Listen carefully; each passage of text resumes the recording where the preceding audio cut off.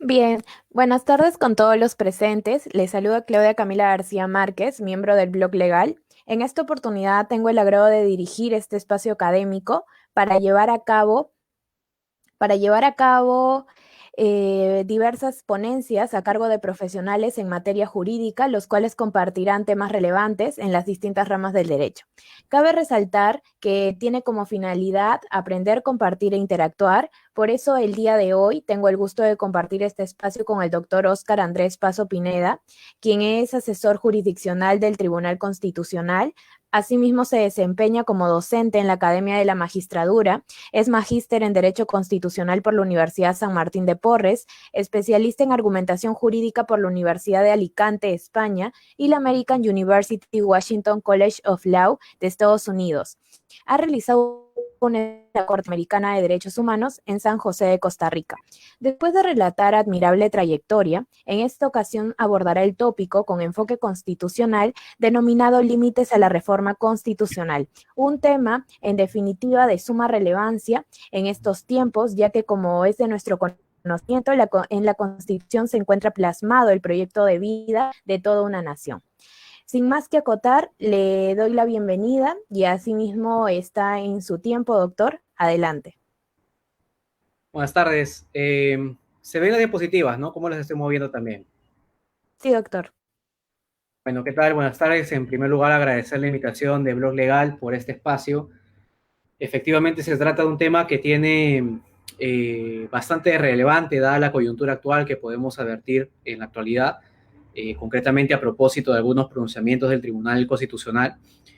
Dentro de todo este debate, evidentemente, el tema de reforma constitucional sale a colación por múltiples razones, ¿no?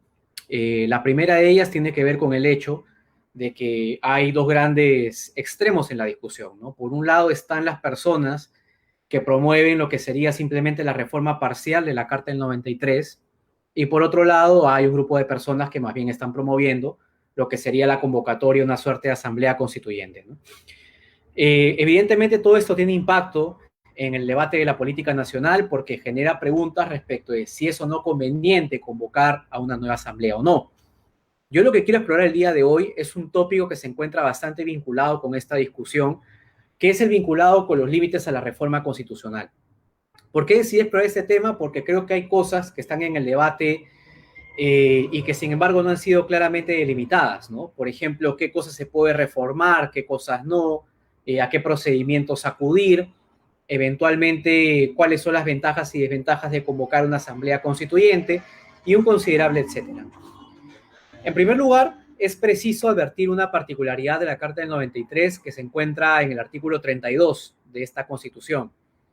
Cuando uno revisa el artículo 32 se dice pueden ser sometidas a referéndum y en el inciso 1 se indica la reforma total o parcial de la Constitución. Esto genera múltiples dudas, ¿no? Porque esto hay que entenderlo de manera conjunta con el artículo 206 que establece el procedimiento para la reforma constitucional. Seguramente ustedes recordarán de sus clases de derecho que en el modelo peruano, para reformar la Constitución hay dos mecanismos. El primero de ellos implica de que se exija 2/3 del número legal de congresistas, estamos hablando de 87, que en dos legislaturas sucesivas aprueben una reforma constitucional. Y el segundo mecanismo, si se quiere obviar el primero, consiste en la mitad más uno del número legal de congresistas, esto es, hablamos de 66, más la aprobación o ratificación respectiva a través de un referéndum. Ese referéndum es al que se refiere el artículo 32 de la Constitución, ¿no? Porque puede someter a consulta popular, a referéndum, lo que sería la reforma constitucional. La gran pregunta que no ha sido objeto de discusión en la doctrina nacional es, ¿qué puede ser objeto de reforma? Hace unos meses, en el gobierno de Martín Vizcarra, podíamos advertir cómo no éramos convocados a una consulta popular con el propósito de ver si aprobábamos o no las reformas relativas a la reelección de congresistas, al tema relacionado con la bicameralidad, al tema vinculado con el financiamiento de partidos y un considerable etcétera. La gran pregunta es si, por ejemplo, queremos reformar totalmente la Constitución, ¿cuál es el procedimiento a seguir? ¿Qué sometemos a consulta popular? ¿Cuál es la pregunta que se le hace a la gente? Si en virtud del artículo 32 sometemos a consulta la reforma total de la Constitución, la pregunta que hace por su propio peso es, Le preguntamos entonces a la gente simplemente si está de acuerdo con una reforma total de la Constitución, y si eso eventualmente es cierto o no, la siguiente pregunta sería si puede ser reformado totalmente el texto de la Carta del 93 o hay materias que son intangibles. Y en este contexto es importante reflexionar sobre un concepto que no ha sido muy abordado en la doctrina peruana, que es el concepto de identidad constitucional. ¿Qué es la identidad constitucional? Es aquella estructura de la Constitución que no puede ser nunca objeto de reforma, sin que esto implique además desnaturalizar la carta respectiva. ¿Qué implica esto? Yo puedo acudir al procedimiento de reforma constitucional, no hay ningún inconveniente, pero si yo altero algunas partes de la estructura básica de la Carta del 93, estaríamos ingresando a cuestiones que no serían propias de una reforma a la Constitución, sino de lo que en Colombia se ha denominado como sustitución de la Constitución, porque le estaríamos quitando la identidad a la Constitución del 93. Por eso un sector de la doctrina dice, ojo, puedes hablar de reforma de la Constitución, pero no puedes cambiar todo lo que está en la Carta del 93. Esto también ha sido señalado por parte del Tribunal Constitucional. Hay partes que forman parte de la identidad de la Carta del 93 y que si las mueves, estarías alterando en esencia lo que serían los componentes fundamentales de esta Carta, ¿no? Me refiero a la fórmula unitaria descentralizada de gobierno, a la fórmula presidencialista, al principio de separación de poderes, al Estado de Derecho, la forma democrática de gobierno y un considerable etcétera. Cualquier alteración de estos componentes evidentemente trae a colación lo que sería ya no una simple reforma de la Carta del 93, sino quitarle su esencia. Sobre esto, un caso bien interesante fue sometido al tribunal hace un par de años a propósito de la famosa cuestión de confianza, ¿no? Seguramente ustedes recordarán de que el Congreso en algún momento reformó su reglamento con el propósito de precisar que el Poder Ejecutivo no podía plantear cuestiones de confianza a propósito de leyes. Esta reforma del reglamento del Congreso fue impugnada ante el Tribunal Constitucional. El tribunal dijo que era inconstitucional, no solamente porque el accionar del Congreso estaba invadiendo el fuero del Poder Ejecutivo, porque le estaba diciendo cómo debía ejercer una atribución que según la Constitución le corresponde a él, sino de que además el tribunal dijo de que esta clase de modificaciones ni siquiera se pueden hacer a través de la reforma de la Constitución. O sea, el Tribunal Constitucional, sin que ese tema haya sido del todo explorado, nos está diciendo, alterar la forma en que se encuentra regulada la cuestión de confianza supone alterar la forma de gobierno de la Carta del 93 y en buena cuenta alterar su esencia. Por eso el tribunal se encargó de precisar de que ni siquiera por reforma constitucional podrías hacer una redistribución de los poderes y decir cómo se puede plantear la cuestión de confianza y cómo el Congreso debería abordarla. Tema muy importante, porque el tribunal nos está diciendo de que incluso la figura de la reforma de la Constitución tiene algunos límites, ¿no? Así que si, por ejemplo, quisiéramos acudir al artículo 32 para someter a referéndum el tema de la cuestión de confianza, el Tribunal Constitucional nos diría, disculpa, pero eso no lo puedes alterar porque estarías modificando, estarías suprimiendo la esencia de la Carta del 93 vinculado con la forma presidencialista de gobierno. Tema debatible, tema polémico, ¿no? Esta restricción no existiría si, por ejemplo, decides convocar a una asamblea constituyente, porque ahí estarías creando una nueva constitución, no existiría la necesidad de vincularte por lo que dice la Carta del 93 y su esencia, y en consecuencia habría mayor nivel de configuración por parte del nuevo constituyente. Por eso es importante explorar cada una de estas temáticas. El artículo 206, por su parte, regula todo el procedimiento de reforma, ¿no? Y establece los dos mecanismos que les comenté, ¿no? En primer lugar, el mecanismo de los 2/3 en 2 legislaturas sucesivas, y por otro lado, lo que sería la mitad más uno del número legal de miembros, más referéndum. Sin embargo, el 206 también se encarga de precisar quiénes pueden presentar iniciativas de reforma. No cualquier entidad o persona lo puede hacer. La Constitución precisa de que esto le corresponde al presidente con previo acuerdo del Consejo de Ministros, a los congresistas, a un número de ciudadanos equivalente al 0.3% de la población y que estas firmas sean comprobadas por la autoridad electoral, ¿no? ¿Qué implica esto? De que la reforma constitucional no puede ser planteada, por ejemplo, por cualquier ciudadano o por un gobierno municipal, sino de que hay sujetos que la Constitución establece que son los asignados para iniciar el proceso de la reforma. Esto, evidentemente, es vinculante según la Carta del 93. Y la pregunta sería, ¿Qué pasa si, por ejemplo, hay una iniciativa que sea distinta a la que establece la propia Constitución? Hay un fenómeno que les recomiendo que revisen, que ocurrió en Colombia, y que es el caso de la denominada séptima papeleta, que fue un caso muy interesante. ¿Qué ocurría?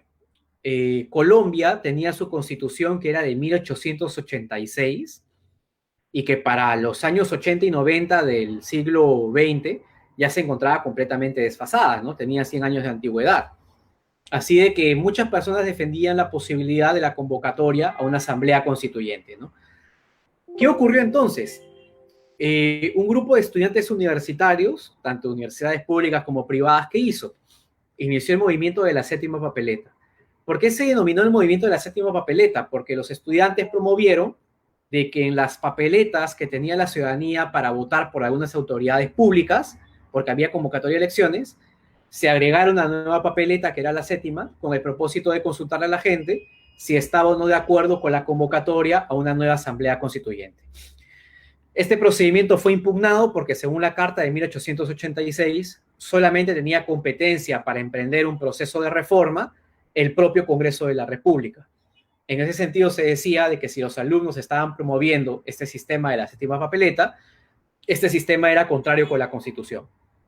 Estos litigios acabaron en la Corte Suprema y al final del día la Corte Suprema terminó por convalidar la fórmula de la séptima papeleta, ¿no? Y dijo que los esfuerzos del pueblo por cambiar su Constitución son esfuerzos constituyentes que no pueden verse limitados por parte del legislador, ni siquiera por parte del legislador democrático.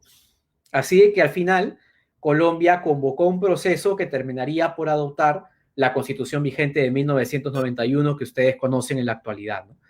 Y que fue un proceso bastante abierto, bastante amplio, donde participaron muchas entidades y personas, y que eso se refleja en la pluriculturalidad del documento de 1991.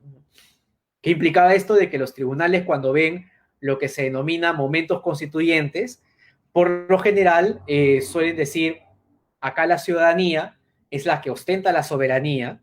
Recuerden el viejo adagio de que la soberanía radica en la nación o en el pueblo, y en consecuencia ella misma es la competente para establecer cómo puede proceder a iniciar el procedimiento de reforma constitucional, ¿no? Esto dijo la Corte Suprema cuando se le cuestionó el hecho de que se implementaran esta clase de boletas para reformar la Constitución, porque se le cuestionaba como un procedimiento fuera de la propia norma constitucional. Esto lo reflejo porque evidentemente comprenderán de que muchas veces cuando un texto constitucional no resiste a las críticas de la sociedad, se busca la forma de enmendarlo, ¿no?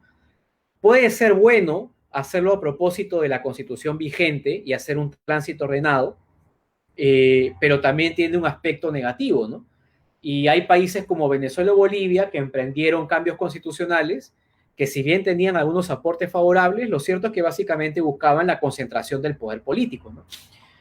Y el tema de Venezuela fue claro en este aspecto, ¿no? En Venezuela también ocurrió un caso bien interesante, porque a la Corte Suprema también se le consultó si Hugo Chávez podía iniciar todo un procedimiento de convocatoria de una constituyente. La Corte Suprema, de manera muy ingenua, dijo que sí, pero que Chávez respetara la identidad constitucional de la carta que estaba reformando. Y cuando entró Chávez, cambió absolutamente todo el esquema de la Carta Constitucional venezolana que se encontraba en vigencia cuando el mismo Chávez asume el poder. ¿Qué implica todo esto? De que si los tribunales dejan mucha confianza en los órganos políticos, por lo general ellos se desenvuelven de manera bastante amplia, ¿no?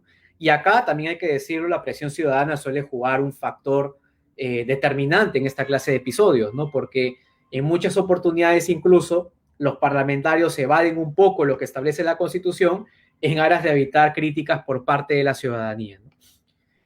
La Constitución del 93 tiene bastantes deficiencias en cuanto a técnica. Yo les recomiendo consultar a un autor norteamericano que es uno de los más conocidos a nivel mundial en materia de reforma, que es Richard Albert. Este Richard Albert ha hecho un mapeo bien interesante de todos los mecanismos de reforma constitucional a lo largo del mundo. Y a propósito de la revisión de su obra, tiene unos libros publicados en castellano en la Universidad Externado de Colombia. Me pude percatar de todos los vacíos y deficiencias que tiene la Constitución del 93, ¿no?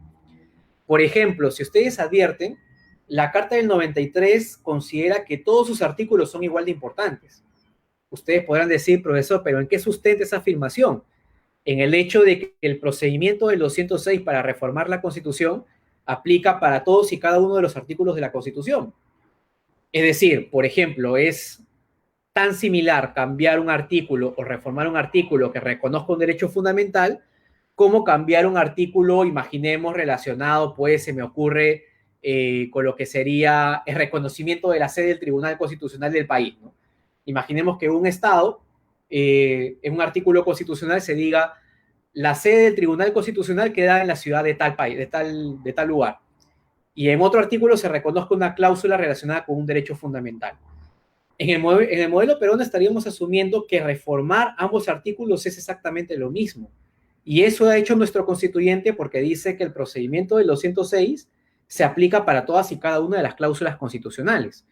¿Por qué les comento esto? Porque hay modelos, como los de Canadá y Sudáfrica, en lo que no es lo mismo cambiar, por ejemplo, la forma de gobierno, que lo que podría ser cambiar un artículo relacionado con la composición del Senado. Canadá y Sudáfrica son experiencias bien interesantes porque tienen un sistema pluricultural mucho más complejo que el nacional, me refiero concretamente al peruano. En el caso de Canadá, por ejemplo, hay 5 formas de reformar la Constitución. ¿Por qué les comento esto? Porque son 5 formas distintas en función del artículo que quiera modificarse. Y para los canadienses, por ejemplo, no es lo mismo cambiar aspectos relacionados con la corona, que son parte del componente más sensible de la sociedad canadiense, que cambiar algún artículo relacionado con la cantidad de votos para asumir un cargo público, ¿no? En el caso sudafricano, por ejemplo, dada la discriminación en el contexto del apartheid, tampoco es lo mismo, se me ocurre, entrar a especular alguna reforma del artículo del principio de igualdad y no discriminación en función de la raza, que cambiar algún aspecto relacionado con los requisitos para ser alcalde, ¿no? Y ellos tienen quórums distintos. Y dicen, en el caso de igualdad y no discriminación en función de la raza, en la medida en que forma parte de nuestra historia, de nuestra identidad, si quieres emprender una reforma, tienes que hacerlo a través de un procedimiento mucho más dificultoso, mucho más complejo, ¿no? Si quieres cambiar otras partes de la Constitución, puedo establecer requisitos mucho más flexibles. Nuestra Constitución del 93, y creo que aquí peca de ingenua, no ha hecho esta clase de precisiones, y por eso el legislador, con ciertas mayorías parlamentarias, se siente de una u otra manera habilitado a emprender modificaciones, ¿no? De hecho, con el Congreso disuelto, comprenderán de que habían muchos votos de un solo partido político, así de que si por ahí conseguías un pequeño apoyo de otra agrupación, podías emprender todas las reformas a la Constitución que desearas. Ahí se generan múltiples problemas porque a través de estas mayorías o por la simple imposición del voto, podrías eventualmente cambiar temas como la relación de poderes entre el Ejecutivo y el Legislativo. Se me ocurre que ese tema de la cuestión de confianza hubiera sido regulada por parte del Congreso, evidentemente sin opinión previa del Ejecutivo, y varios problemas más, ¿no? ¿Por qué comento esto? Porque evidentemente hay cosas de la Constitución que merecen un mayor nivel de garantía o de tutela por parte del constituyente. Acá hay un problema de diseño que en el Perú desgraciadamente nunca ha sido explorado.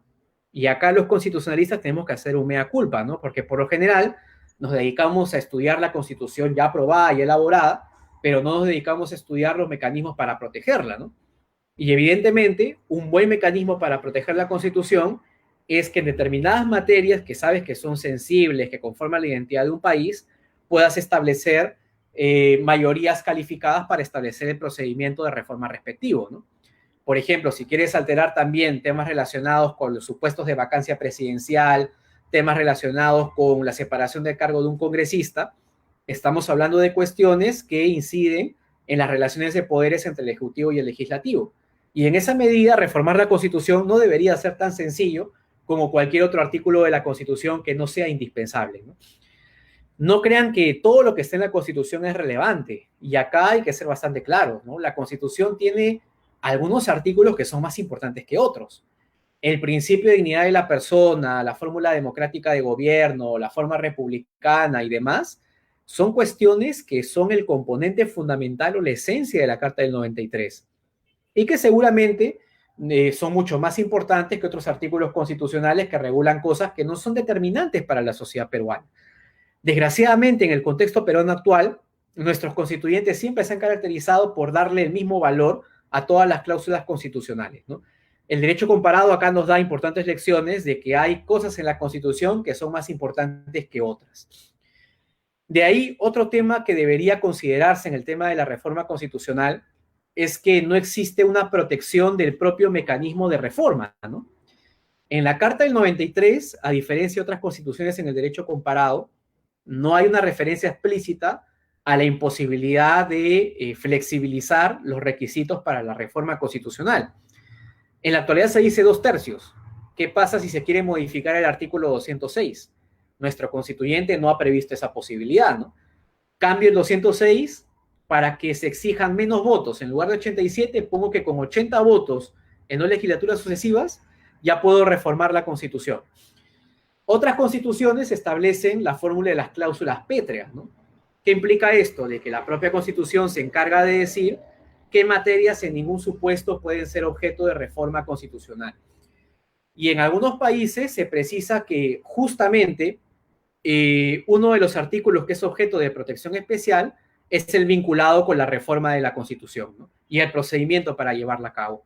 Así de que es un aspecto que no ha sido del todo explorado por la doctrina nacional y que sin embargo debería serlo, ¿no?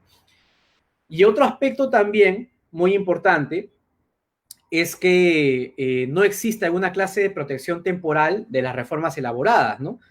Este es un tema también determinante porque seguramente habrán podido advertir que a propósito del episodio de la no reelección de congresistas, existieron parlamentarios que curiosamente en la actualidad promovieron la posibilidad de nuevamente encender la llama y decir de que sería viable y conveniente la reelección de congresistas, ¿no?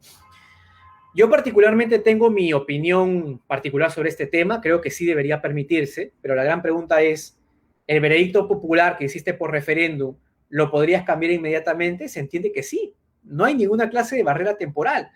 Y si en el día 1 cambiaste la Constitución, nada te impediría que en el día 3 presentes una nueva iniciativa de reforma constitucional con el propósito de cambiar lo que a su vez habías modificado antes. En otros países, ¿qué hacen? Una operación muy sencilla, ¿no? Establecen barreras temporales y dicen, si has hecho una reforma a la Constitución, no se pueden emprender modificaciones de este artículo en un periodo determinado, ¿no? Imaginemos 1 año, 2 años, 3 años, según lo que prevé el legislador. ¿Por qué se hace esto? Con el propósito de garantizar cierto nivel de estabilidad, de seguridad jurídica y particularmente poder advertir los efectos que despliega la reforma implementada en la sociedad. Porque no puedes emprender una nueva reforma sobre algo sobre lo cual ni siquiera has visto cuáles son sus efectos en la sociedad peruana. Así de que el hecho de no contar con barreras temporales de protección es ciertamente un problema que puede incidir y gravemente en el desarrollo de la política nacional. Ahora, surge la pregunta también de manera inmediata. ¿Qué diferencias hay entre acudir a lo que sería la reforma total de la Constitución que vimos en el artículo 32 y lo que sería acudir a una asamblea constituyente? Yo pongo el debate acá porque hasta donde hemos visto, el intercambio siempre ha sido el mismo, ¿no? Hay gente que dice reformas parciales a la Constitución del 93 y otro sector que dice convocatoria a una asamblea constituyente. Pero como les comenté, nadie se ha puesto a pensar si es que podemos convocar a un referéndum para la reforma total de la Constitución, que es algo que al parecer dispone la Carta del 93. Acá me interesa distinguir en algo que no se ha enfatizado mucho en la doctrina ni en la academia. Ahora hablemos de lo que sería la reforma total de la Constitución peruana, del artículo 32, frente a lo que sería la convocatoria de una asamblea constituyente.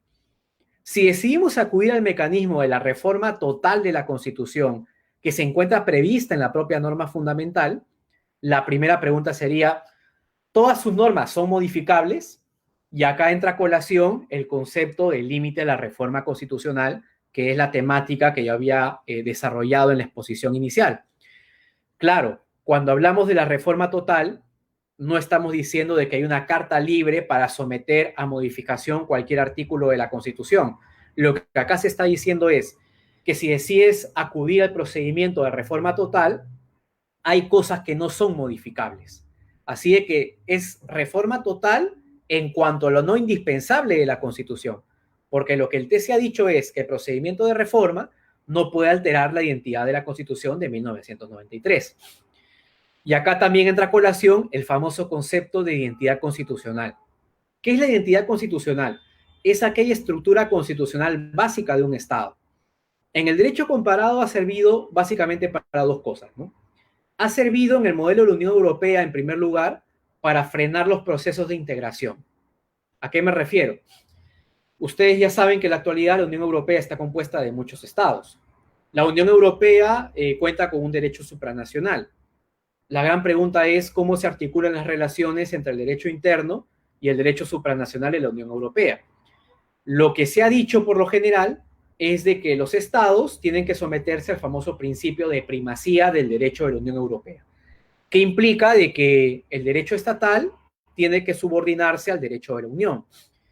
Pero acá los propios tratados de la Unión Europea, siguiendo la jurisprudencia de algunos tribunales constitucionales europeos, han establecido una pequeña barrera, ¿no? Y han dicho, no se trata de modificaciones completamente libres y sin ataduras, sino de que son modificaciones que no pueden incidir en lo que sería la identidad constitucional de un país.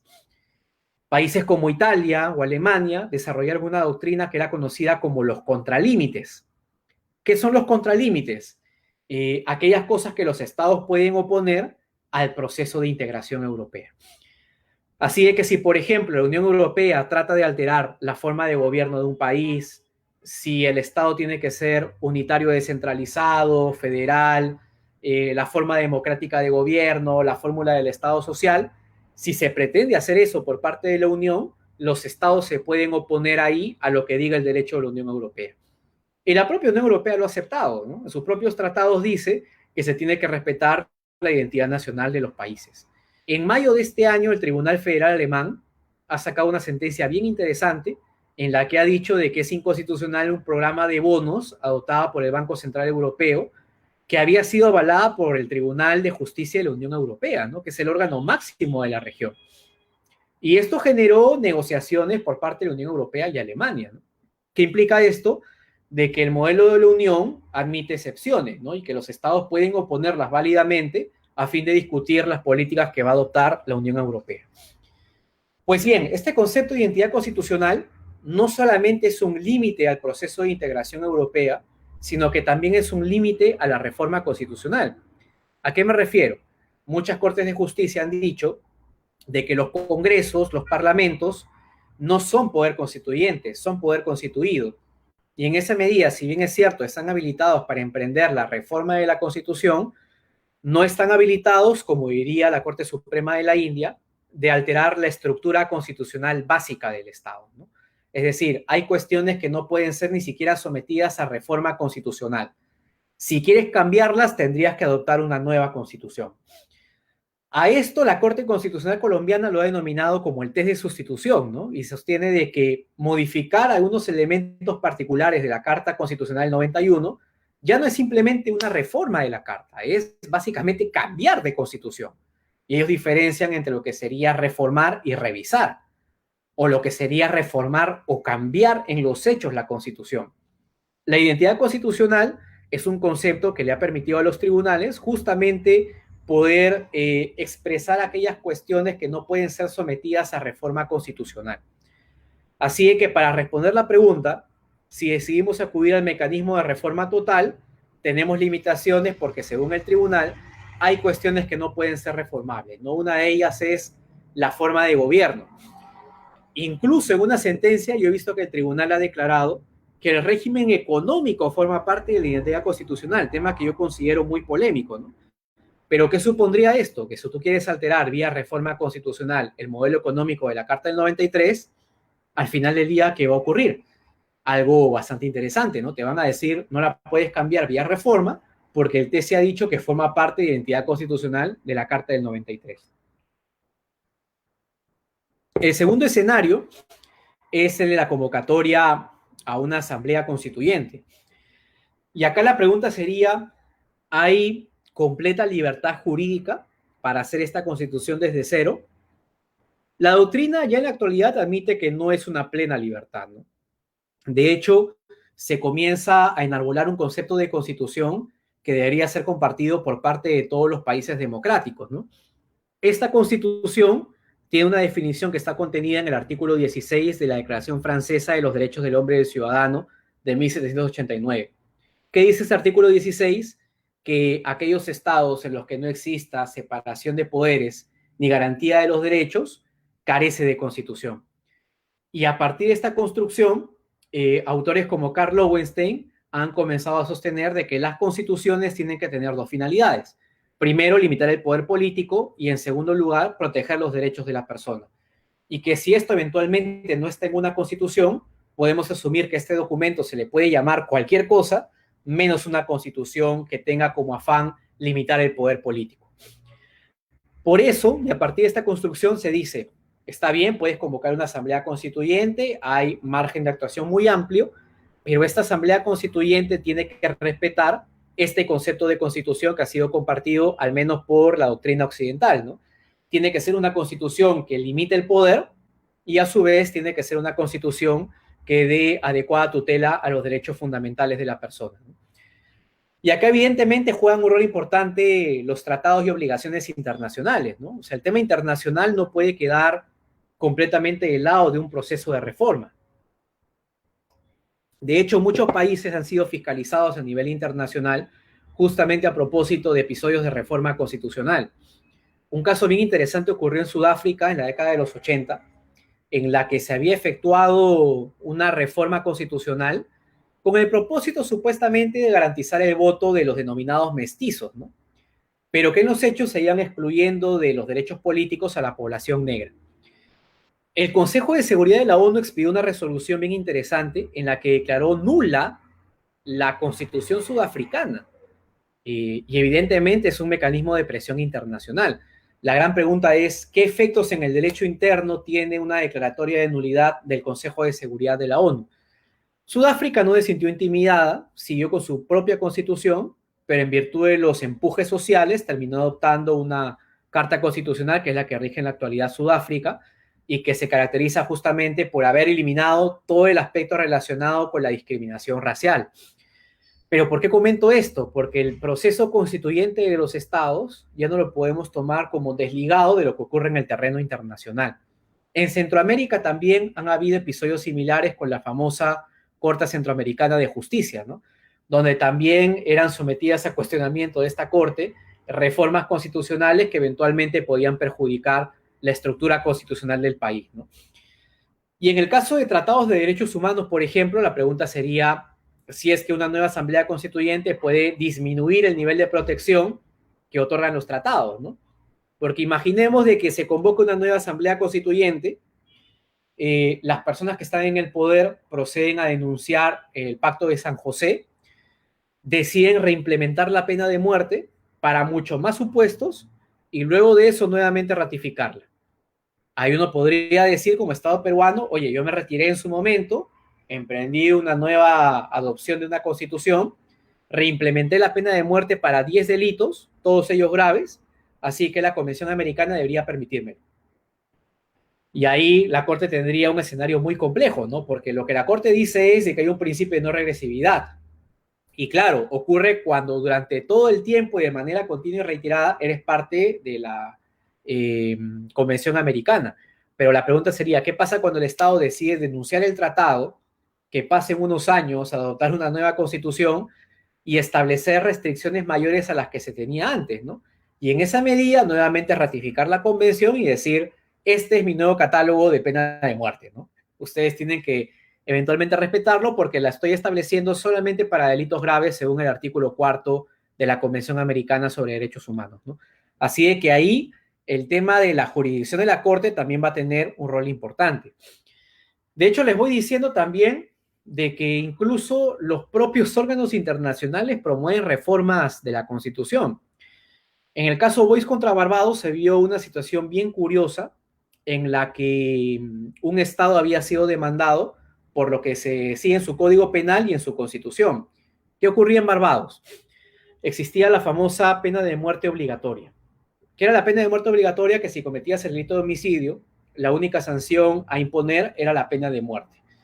¿Cuál era el problema con esta ley de delitos contra la persona? Que era de 1890. La Constitución de Barbados era de 1960, o sea, como de 70 años después. Y esta Constitución de Barbados decía que las Cortes de Justicia no pueden ingresar a considerar si es que una ley aprobada antes de la entrada en vigencia de la Constitución, como ocurría con esta ley de delitos contra la persona, viola o no derechos. ¿Por qué? Porque el constituyente de 1960 de Barbados presumió que todas las leyes aprobadas con anterioridad a la Constitución de Barbados eran constitucionales y que esta presunción no admitía prueba en contrario. La Corte Interamericana identificó de que en la medida en que no se podía criticar ante un juez esta ley de delitos contra la persona, acá la Constitución de Barbados limitaba el derecho a la tutela judicial efectiva. ¿Qué terminó por ocurrir? La Corte Interamericana, en su parte resolutiva, dispuso que Barbados debía emprender una reforma constitucional. Lo mismo ha ocurrido en el caso chileno, ¿no? Particularmente en la sentencia Última Tentación de Cristo contra Chile. En aquella oportunidad, la Corte Interamericana advirtió de que la regulación de la libertad de expresión contenida en la Constitución chilena era bastante restrictiva en relación con la Convención Americana. Y en esa medida, la Corte Interamericana dispuso que debía emprenderse una reforma de la Constitución para hacerla compatible con los estándares interamericanos. Uno ya puede advertir aquí de que efectivamente lo internacional importa y mucho en un procedimiento de reforma constitucional. Y finalmente quiero hacer referencia a los famosos límites a la reforma constitucional, ¿no? A propósito de estas reflexiones. Hay dos grandes límites a la reforma. En primer lugar, los llamados límites formales y en segundo lugar, los límites materiales. ¿Qué son los límites formales? Son aquellos requisitos esencialmente procedimentales para que la reforma prospere, ¿no? Es decir, si yo quiero emprender un procedimiento de reforma, un gran límite es el artículo 206. No podría emprender un procedimiento de reforma fuera de los conductos que me establece la propia Constitución. ¿A qué se refieren los límites formales? En primer lugar, al órgano responsable, ¿no? En el caso peruano, el órgano responsable, como bien lo sabemos, es el Congreso. En segundo lugar, al procedimiento en sí mismo, ¿no? Esto es, ¿quién puede activar el procedimiento de reforma constitucional? Esto ya lo vimos. El tema del Poder Ejecutivo, del propio Congreso, la ciudadanía, etc. También tiene que ver con la forma en que se puede operativizar esto, es decir, la cantidad de votos. Ya hemos visto que son 2/3 en 2 legislaturas sucesivas, o la mitad más uno más referéndum, en caso no se quiera adoptar por el primero. Y también se establece, por ejemplo, que el presidente no puede observar las leyes de reforma constitucional. Esto que implica también una limitación explícita o un límite material que se relaciona con el procedimiento de la reforma constitucional. Y en tercer lugar, si es que es necesario o no someter a alguna clase de consulta a la reforma constitucional. Esto depende de la experiencia de cada país. Hay países en los que todas las reformas constitucionales son sometidas a referéndum. Hay países en los que la iniciación de un procedimiento de reforma constitucional implica que se disuelvan las cortes, es decir, las cámaras del Congreso, y se convoquen nuevamente a elecciones para que este nuevo Congreso sea el que vea si ratifica o no la reforma constitucional respectiva. En el caso peruano hay un monopolio muy peligroso, ¿no? Porque los mismos congresistas son los que deciden si emprenden o no la reforma, y difícilmente un congresista va a cambiar de opinión. En otros países lo que hacen para ver el desinterés en la reforma es de que si el Congreso la aprueba, procede a autodisolverse y se convoca un nuevo proceso eleccionario con el propósito de determinar cuál va a ser la composición del siguiente Congreso y que sea este Congreso con más legitimidad popular aún el que termine de comprobar si está de acuerdo o no con la reforma. En el tema de límites materiales también se generan discusiones bien interesantes, ¿no? Los límites materiales a la reforma pueden ser divididos en lo que sería límites explícitos y límites implícitos. Los límites materiales explícitos se relacionan con aquellos principios, derechos o instituciones que no pueden ser objeto de reforma porque así lo dispone el propio texto constitucional. Este es el famoso de las famosas cláusulas pétreas en el derecho comparado, ¿no? ¿Qué son las cláusulas pétreas? Aquellas cláusulas que impiden que el legislador emprenda la reforma constitucional de un artículo en específico. En el modelo peruano, concretamente, 2 constituciones históricas nacionales han reconocido cláusulas pétreas, ¿no? La Carta del 93 no tiene ninguna, pero en el constitucionalismo histórico peruano, la Constitución de 1839 y la de 1933 reconocieron cláusulas pétreas. Es importante ver lo importante que son las cláusulas pétreas para ejemplificar algo que se quiere enfatizar como necesario de tutela en una sociedad democrática. En el Perú de 1839 había existido una guerra civil terrible a propósito de la famosa Confederación Peruano-Boliviana, ¿no? Que generó una anarquía terrible y que a su vez originó la expedición de la Constitución de 1839 en el gobierno de Gamarra.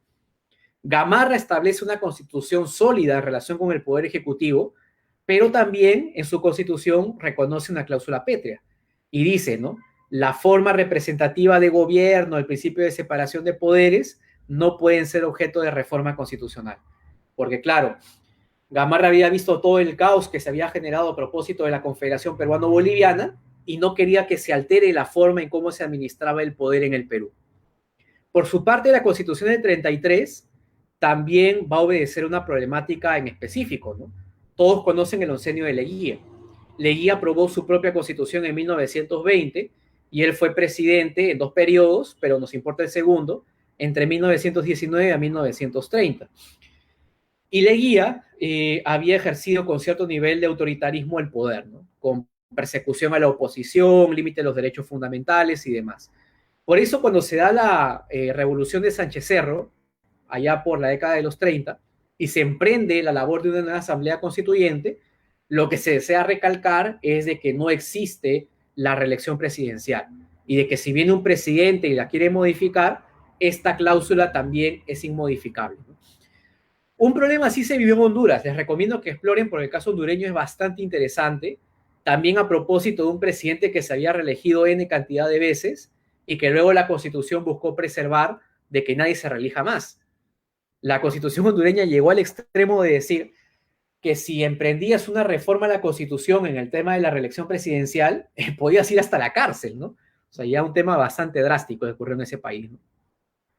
Y en cuanto a los límites materiales implícitos, estamos en el caso de aquellas condiciones que son la estructura propia de la Constitución, aunque la propia Constitución no lo mencione así.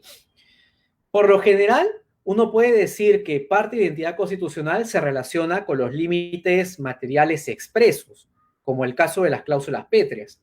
Pero por otro lado, también hay límites materiales que se desprenden del conjunto de la Constitución.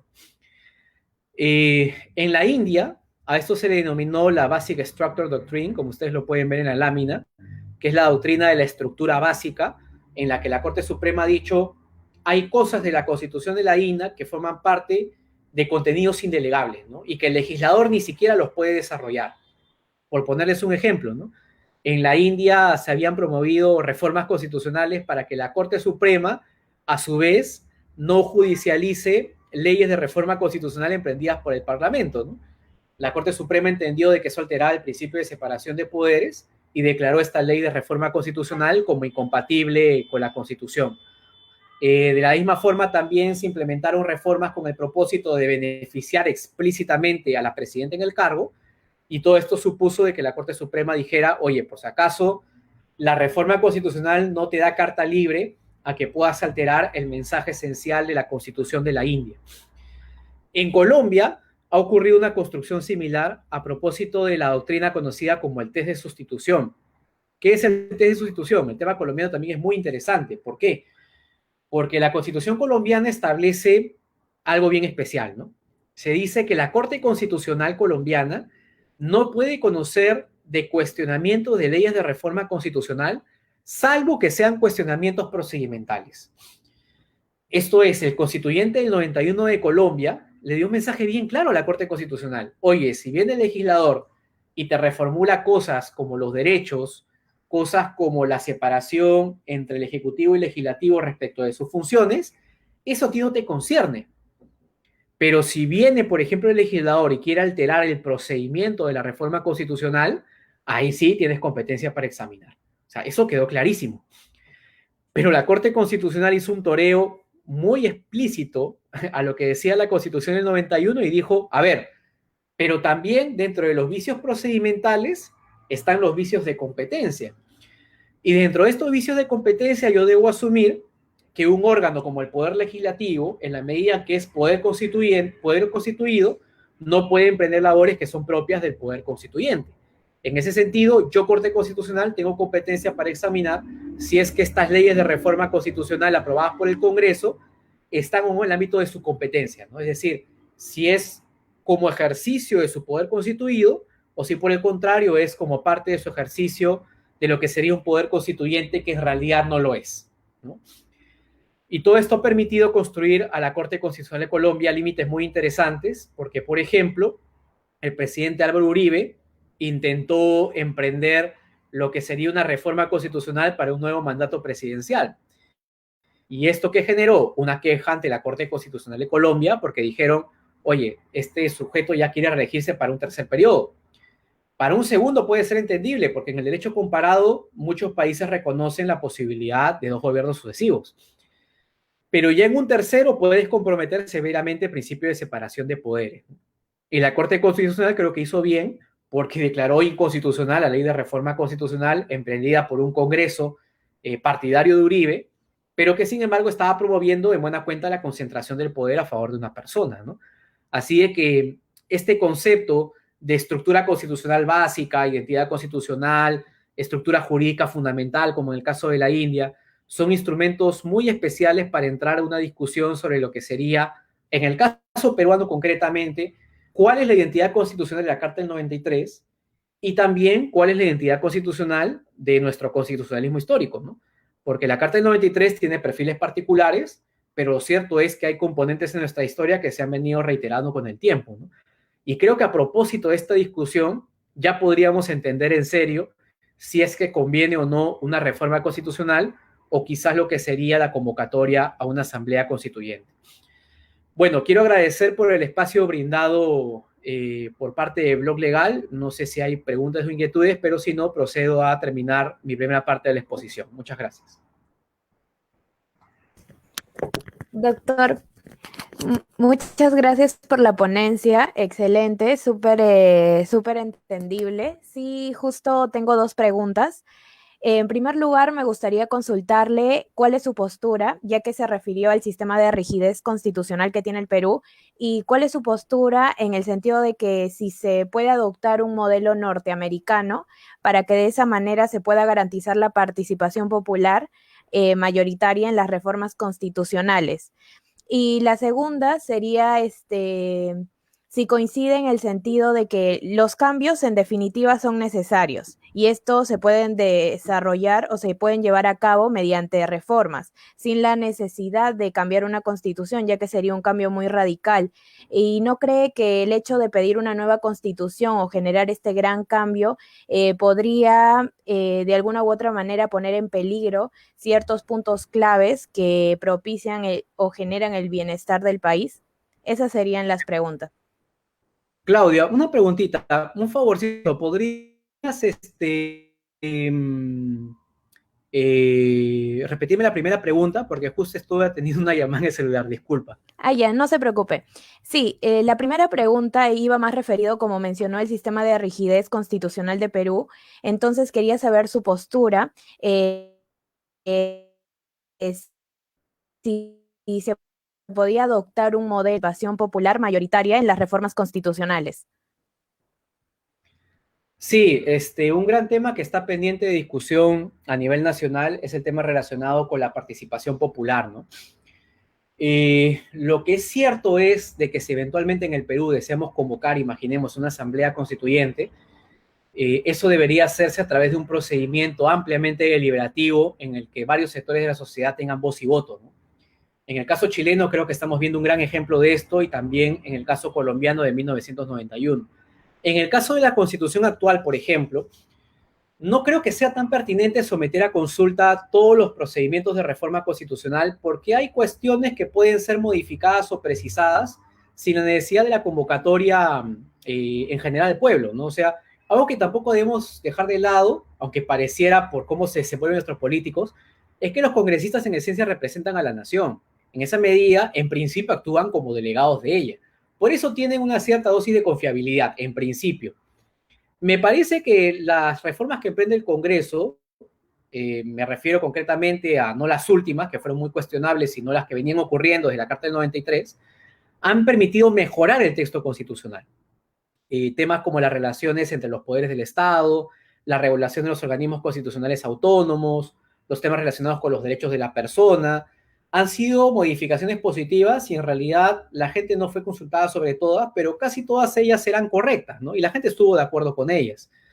Me parece que esta sensibilidad de la convocatoria popular debería reservarse para casos muy específicos, ¿no?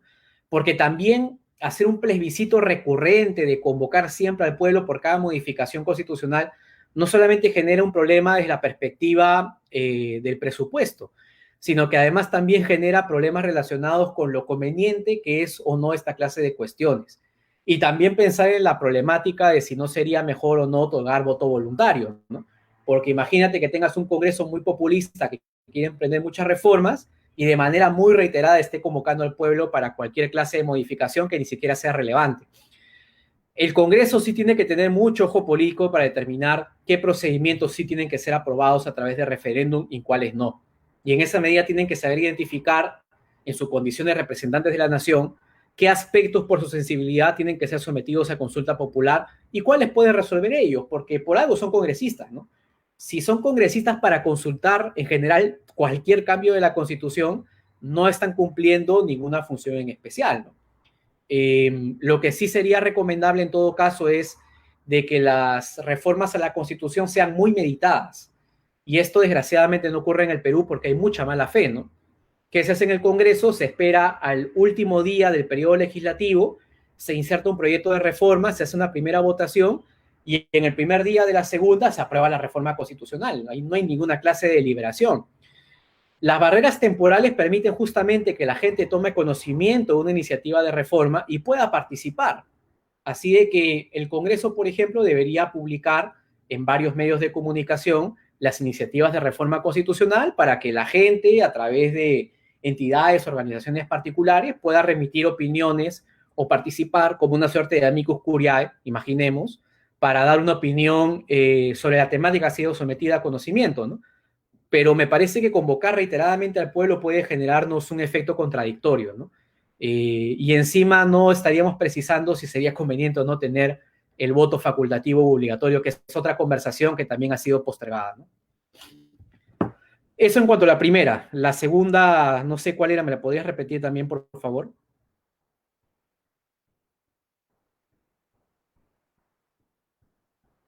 Claudia. Sí, doctor. En el caso de la segunda cuestionante, era más que todo referido y relacionado a lo que se está viviendo actualmente en el Perú, ya que como sabemos, muchas personas están solicitando una nueva constitución. Esto vendría a ser un cambio radical.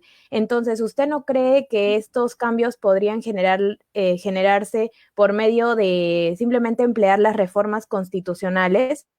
Porque de alguna u otra manera, al pedir una nueva constitución, ya que ésta se lleve a cabo, podría generar algún tipo de peligro o riesgo a que se cambien puntos claves que propician y generan pues el bienestar de todo el país. Sí, es una pregunta que en realidad es la clave de la bóveda, ¿no? Yo diría en términos generales que es cierto, yo también soy partidario que la Constitución del 93, con muchas modificaciones, puede ser una carta que todavía sigue en vigor. Obviamente su origen es muy cuestionable, pero si nos ponemos a ver siempre los orígenes de las constituciones, en realidad poco nada quedaría, ¿no? Por ejemplo, en Alemania, su ley fundamental de Bonn, que todavía sigue en vigencia, que es de 1949, fue aprobada básicamente por potencias extranjeras, ¿no? Y por eso no se llama Constitución de Alemania, se llama Ley Fundamental de Bonn. Y esto en la medida en que, de manera muy curiosa, no fueron los propios alemanes quienes la aprobaron. Ellos la llamaron Ley Fundamental con el propósito de que luego iban a adoptar una constitución para Alemania. Pero vieron que la Ley Fundamental funcionaba tan bien que decidieron dejarla ahí con algunas reformas. Yo creo que la institucionalidad en el Perú es muy precaria, ¿no?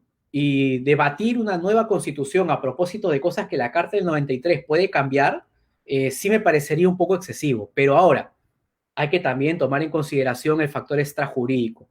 ¿Qué pasa si una buena cantidad de la población quiere someter a la reforma algunos aspectos particulares? Imaginemos, regular la vacancia presidencial en caso de incapacidad moral o eliminarla, y el Congreso se niega a debatir. y en las encuestas el 95% de las personas te digan que quieren implementar esta figura. Y también que digan que quieren modificaciones en todo lo relativo a la cuestión de confianza, al tema relacionado, imaginemos, con el tema del voto facultativo y que el Congreso se niegue.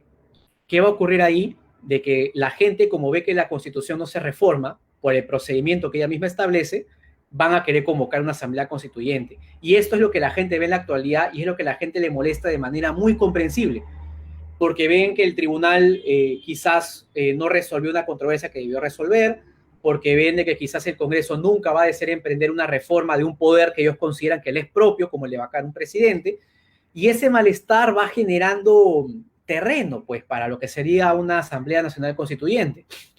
Así que si los actores políticos no saben tener cierto nivel de sensibilidad para algunos cambios que son necesarios, lo que va a pedir la gente ante la poca flexibilidad, por decirlo de alguna forma, de nuestra constitución, de adaptarse a algunas necesidades, es simplemente romper el esquema y adoptar una nueva constituyente. Así de que si queremos mantener este orden institucional, la clase política tiene que poner mucho de su parte, ¿no? Eso lo tengo clarísimo.